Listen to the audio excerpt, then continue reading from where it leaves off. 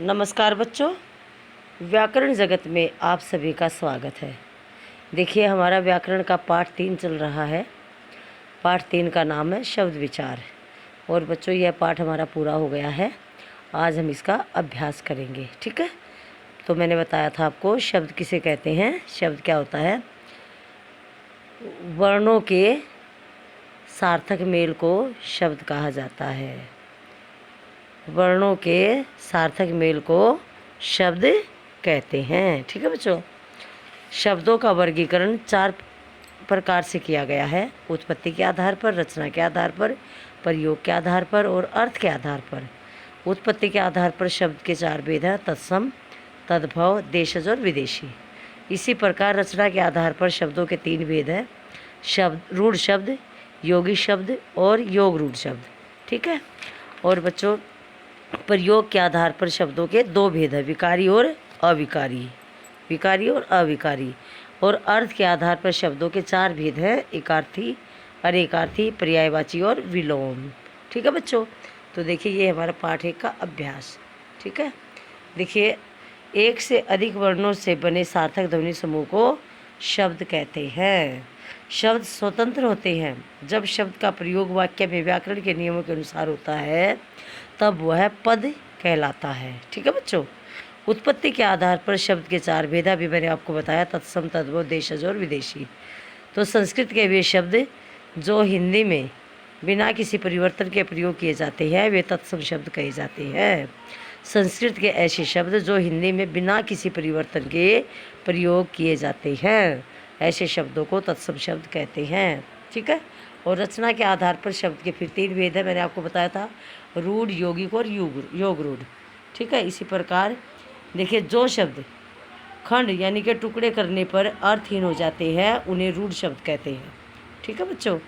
और जिस यौगिक शब्द से किसी विशेष अर्थ का बोध होता है उसे योग रूढ़ शब्द कहते हैं, जो कि मैं आपको पढ़ा भी चुकी हूँ, ठीक है। और योग रूढ़ शब्द परंपरागत अर्थात विशेष अर्थ के लिए प्रसिद्ध होते हैं। योग रूढ़ विशेष अर्थ के लिए प्रसिद्ध होते हैं, योग रूढ़ शब्द, ठीक है बच्चों।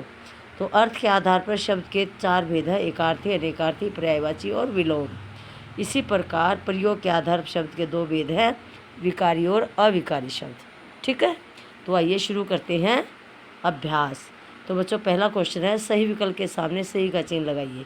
शब्द बनते हैं ध्वनियों के मेल से, व्यंजनों के मेल से, स्वरों के मेल से या शब्दों के मेल से। किसके मेल से?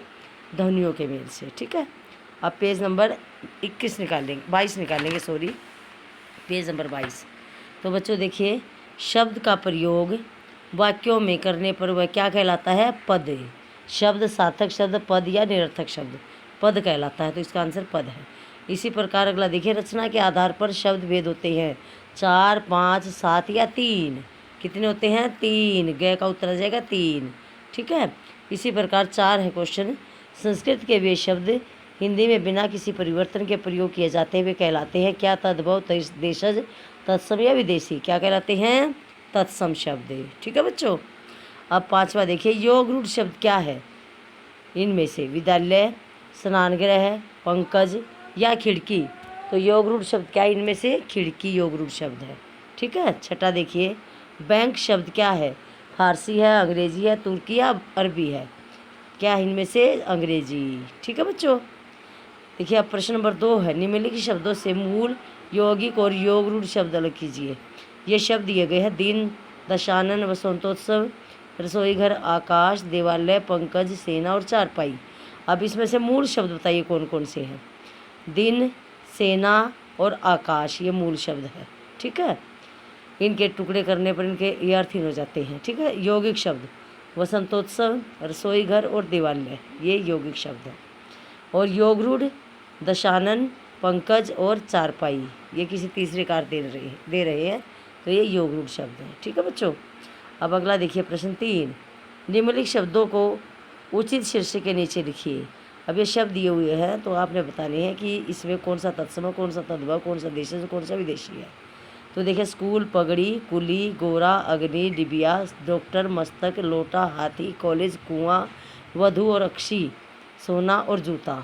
तो आपने बताना है इसमें से कौन सा तत्सम है, कौन सा तद्भव, कौन सा देशज है और कौन सा विदेशी शब्द है। ठीक है बच्चों। तो देखिए अग्नि, मस्तक, वधु और अक्षी ये तो हमारे तत्सम शब्द हैं। हाथी, कुआं, सोना, गोरा ये तद्भव शब्द है। पगड़ी, डिबिया, लोटा, जूता ये देशज है। स्कूल, डॉक्टर, कुली और कॉलेज ये विदेशी शब्द है। ठीक है बच्चों। अब देखिए अगला प्रश्न है प्रश्न नंबर 4। ये कहता है तत्सम शब्द पर गोला लगाइए। अब ये शब्द दिए गए हैं 4 तो इसमें तत्सम कौन सा है? घर, महल, गृह और कोठी इनमें से तत्सम कौन सा है? गृह है। ठीक है। अब ख भाग देखिए घास, तृण, तिनका और छार तो इसमें तत्सम शब्द है तृण। ठीक है बच्चों। अब ग भाग देखिए पत्र, पत्ता, पात और चिट्ठी इसमें से तत्सम शब्द है पत्र। ठीक है। और घ भाग देखिए सूरज, रवि, प्रकाश और सौर इसमें कौन सा है तत्सम शब्द? सूर्य है। इसी प्रकार हाथ, हस्त, हस्त और बाँह इसमें तत्सम शब्द है हस्त। ठीक है। अब च भाग देखो गुरु, मास्टर, पढ़ाने वाला या अध्यापक इसमें तत्सम शब्द है गुरु। ठीक है बच्चों।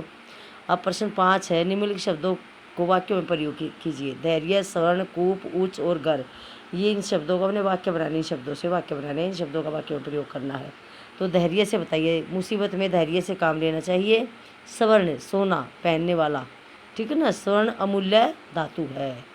स्वर्ण अमूल्य धातु है। सोना महंगा है ना तो ये हार श्रृंगार जिससे हम गले में हार पहनते हैं वो स्वर्ण है।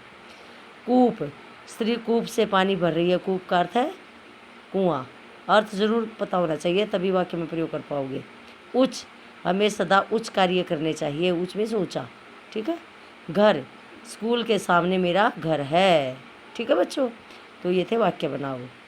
अब है पेज नंबर 23 पर आ जाइए।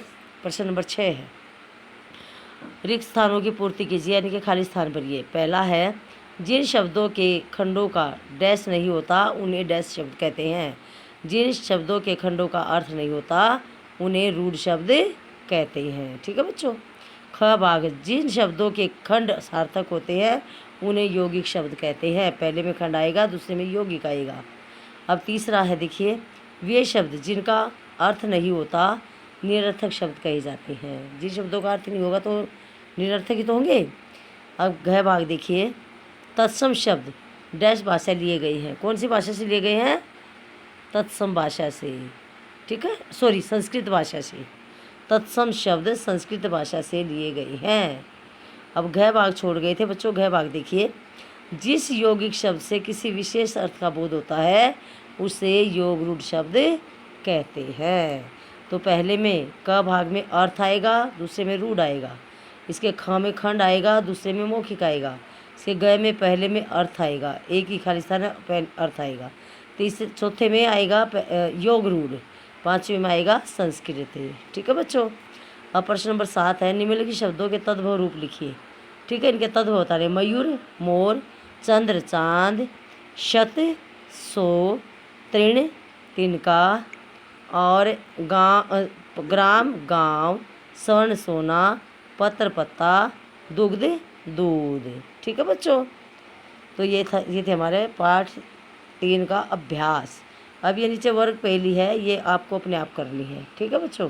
वर्ग पहली अपने आप करेंगे और आज का हमारा यही काम था। और मैं इसको आपको इसे अब आप PDF में भेज रही हूँ आपको। आप सब ने अपनी बुक में भरना है। ठीक है। तो आज का हमारा काम यही है। अब मैं अपने वाणी को विश्राम देती हूँ। धन्यवाद। शुभ दिन।